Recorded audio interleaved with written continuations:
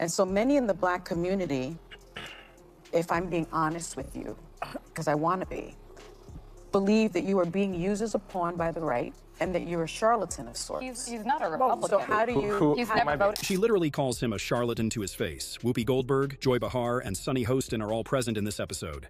Yep, it's an all-star lineup, and once again, they're completely losing it over, surprise, surprise, the usual woke talking points. This time, their guest is author Coleman Hughes, who's there to discuss his take on colorblindness in the context of race. And they are furious with him, absolutely livid, because he dared to write a book suggesting we should do our best to avoid racial bias and things like that. While it might sound like your typical woke manifesto, it's actually the exact opposite. And that's exactly what set Whoopi, Joy, and Sunny off. So, let's dive into this clip from The View, where they go off on Coleman Hughes and his book, only for him to completely shut them down, live, on their own show. This question that I should ask you to do is explain to folks what you mean by this. Arguments for a colorblind America. What do you mean when you say that? So a lot of people equate colorblindness to I don't see race or to pretending not to see race. I think that's a big mistake. We all see race, right? And we're all capable of being racially biased, so we should all be self-aware to that possibility. My argument is not for that. My argument is that we should try our very best to treat people without regard to race, both in our personal lives and our public policy. Of course. And the reason I wrote this book, thank you. The reason I wrote this book is because in the past 10 years, it has become very popular to, in the name of anti-racism, teach a kind of philosophy to our children and in general that says your race is everything, right? And I think that is the wrong way to fight racism, and that's why I wrote this book at this time.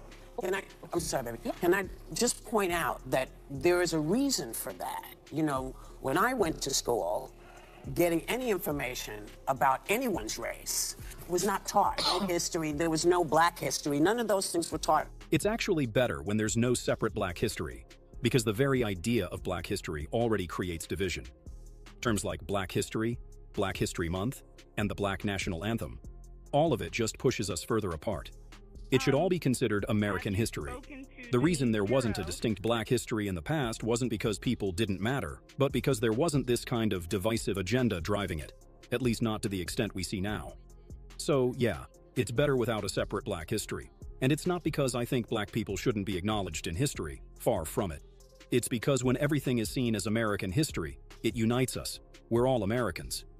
There has been such a pointing of very specific racial things, like women couldn't get into colleges. If you were a Black person, there were a lot of colleges wouldn't accept you. Trying to equal the playing field. I think that's what a lot of folks have been trying to do. I'm sorry, I didn't mean to cut you off. I think that's your experience, and that's valid. You know, as a counterpoint, when I was in 5th grade, we all watched Roots together in public school. Yeah. So these are different experiences. I think it's also different generations. It's different parts of the country, right? We have very different cultures all living together in one country. So I'm not going to deny that. But I view this notion of a colorblind society similar to the idea of a peaceful society, which is to say it's an ideal. It's a North Star. And the point is not that we're ever going to get there. We're not going to touch it. But we have to know when we're going forward and when we're going backwards. And we're going backwards when we're doing woke kindergarten in San Francisco, you know, with you didn't hear about this story? No, but wait, because I want to get to part of the book. You believe that public policies that address socioeconomic differences would be better at benefiting disadvantaged groups, and that race-based policies often hurt the very people they're trying to help. What are some examples of policies that would be better at reducing racial disparities? So my overall argument is that class, socioeconomics, is a better proxy for disadvantage. We all want to help the disadvantaged, and the question is, how do we identify them, right? The default right now in a lot of areas of policy is to use, you know, Black and Hispanic identity. Which is incredibly racist, by the way. Just assuming that someone is disadvantaged simply because they're Black, it's basically the white savior complex in action. The same one the woke crowd always claims to be against. But here's the irony. They are the white savior. They're the ones actually perpetuating racism. They're the ones saying, mindset. And the truth is, it doesn't have to be that way. In fact, treating people like that is deeply inherently racist. You actually get a better picture of who needs help by looking at socioeconomics and income. That picks out people in a more accurate way.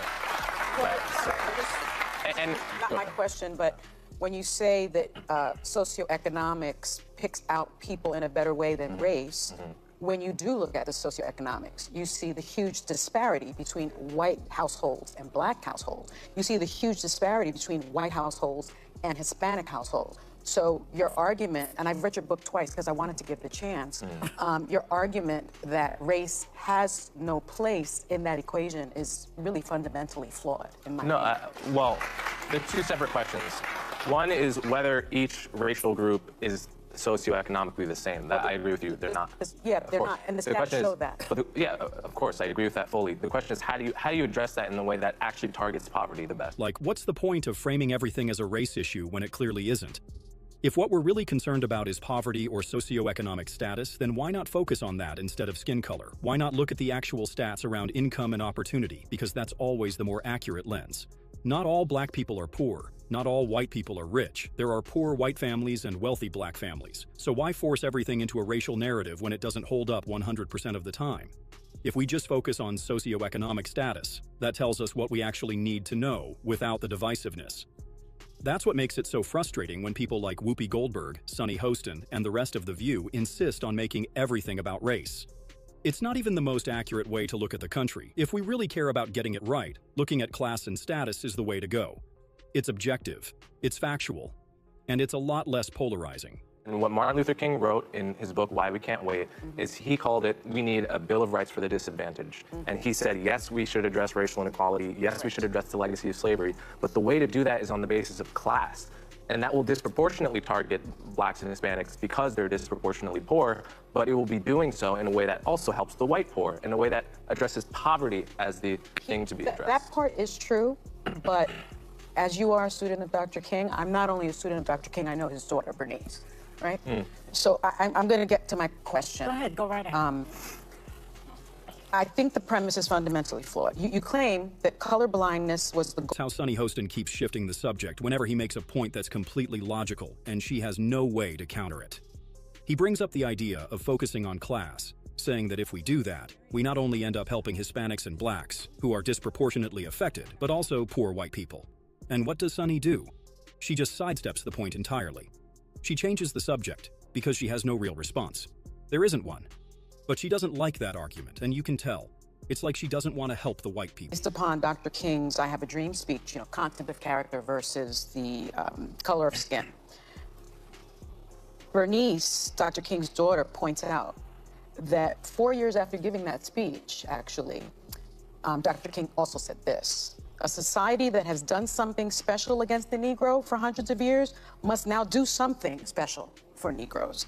He also said in 1968, it was about less than a week before he was assassinated, this country never stops to realize that they owe a people kept in slavery for 244 years. So rather than class, he did write about that earlier on. Right before his death, he made the argument for racial equality and racial reparations. And so your argument for colorblindness, I think, is something that the right has co-opted. And so many in the black community, if I'm being honest with you, because I want to be, believe that you are being used as a pawn by the right and that you're a charlatan of sorts. He's not a Republican. You're straight up calling him a charlatan to his face. Just go back and watch Joy Behar's reaction. Rewind that clip real quick and look at how she reacts to what Sunny Hostin just said. Believe that you are being used as a pawn by the right and that you're a charlatan of sorts. He's not a Republican. So how do you... He's never voted for a Republican. You've said that you're a conservative. No, you did. You actually said that in a podcast that you did 2 weeks ago. I said I was a conservative. That even made the other guest on The View, or rather the other host, visibly uncomfortable. What Sunny Hostin did right there, straight up calling their guest a charlatan to his face, and suddenly you see the rest of them shift into defense mode for him. It's wild, just crazy. So, but my question to you is, how do you respond to those critics? Okay, let's give it a answer. First thing I think it's very important. The quote that you just pointed out about doing something special for the Negro. That's from the book Why We Can't Wait that I just mentioned. Yes. A couple paragraphs later, he lays out exactly what that something special was. Yes. And it was the Bill of Rights for the Disadvantaged, a broad class-based policy. But he also says you must include race. No, he didn't. He says it's Yes, he does. Okay, well, everyone should go read the book Why We Can't Wait. Let's not get sidetracked by that. Yeah. I don't think I've been co-opted by anyone. I've only voted twice, both for Democrats. Although I'm an independent, I would vote for a Republican, probably a non-Trump Republican if they were telling. If you're enjoying this kind of content, be sure to hit that like button and subscribe to the channel. It seriously helps me out a lot. Now let's get back to the video. I don't think there's any evidence I've been co-opted by anyone, and I think that that's an ad hominem tactic people use to not address really the important conversations we're having here. And I think it's better, and it would be better for everyone if we stuck to the topics rather than make it about me. It's not about you, but I want to give you the opportunity to respond to I appreciate the criticism. I appreciate it. There's no evidence that I've been co-opted by anyone. I have an independent podcast. I work for CNN as an analyst. I write for the Free Press. I'm independent in all of these endeavors, and no one is paying me to say what I'm saying. I'm saying it because I feel... It's just ridiculous to me that Sunny Hostin reacts the way she does, because all he did was bring up a valid point, like, why do we have to focus only on blacks or Hispanics, only the non-whites? Why not focus on class instead? That way, we still end up disproportionately helping poor blacks and Hispanics, but we also help poor whites. And what does Sunny do? She just gets emotional and goes straight for the ad hominem attacks. You're a charlatan. Here. So in the past decade, it feels like racial tensions have gotten worse. Do you see it that way, and what do you attribute it to? Absolutely. I mean, if you look at all the data, it finds that race relations were getting better until about 2013. That year, you had a majority of black, Hispanic, and white Americans saying race relations were good, and then you just see it nosedive. And 2013, people like to blame, Republicans like to blame Obama. It wasn't his fault. Democrats like to blame Trump. It was actually just technology. We all got social media and smartphones, and we had videos being promoted in the algorithm that were unrepresentative, and it created this impression that racism was on the rise when in fact it had been on the decline for decades. And it allowed everybody. Do you attribute that at all to foreign actors getting involved in technology? Yes, Russia tries to meddle, absolutely, but I don't think we can blame foreign actors. This is a homegrown problem. Okay. I have a question, because you write that the anti-racism movement, there are a couple of people, I don't even know who they are, maybe you know Robin DiAngelo. Robin DiAngelo, Yeah. Ibram Kendi, for instance. Okay. Well, you say that is just another form of racism, and you even say it has a lot in common with white supremacy. How can you compare those two things? You talk about anti-racism, you're comparing it to white supremacy. Because they both view your race as an extremely significant part of who you are. So white supremacists, they obviously say, we all know what they say, okay? Neo-racists like Rob DiAngelo, they say that to be white is to be ignorant, for example. Well, this is a racial stereotype, and I want to call a spade and say this is not the style of anti-racism we have to be teaching our kids. We should be teaching them that your race is not a significant feature of who you are. Who you are is your character, your value, and your skin color doesn't say anything about that. Notice how the audience starts applauding when he says that, and Sunny Hostin clearly doesn't like it. Whoopi Goldberg doesn't like it. Joy Behar doesn't like it either.